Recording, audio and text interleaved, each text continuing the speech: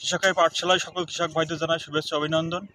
আমি সজীব বিশ্বাস, কালীগঞ্জ থানা মিমটেক এগ্রোকেমিক্যালস লিমিটেডে বারাডাঙ্গায় কর্মরত আছি।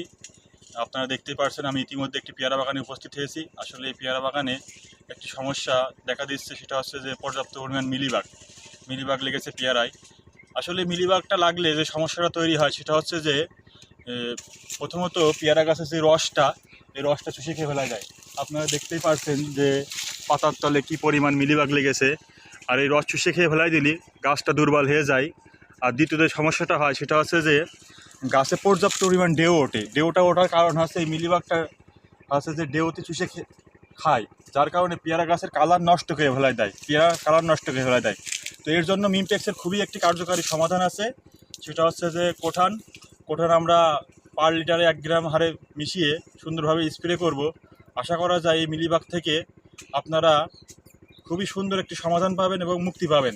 তো ধন্যবাদ সবাইকে কৃষকের পাঠশালায়। পাশে থাকবেন, সুস্থ থাকবেন সবাই।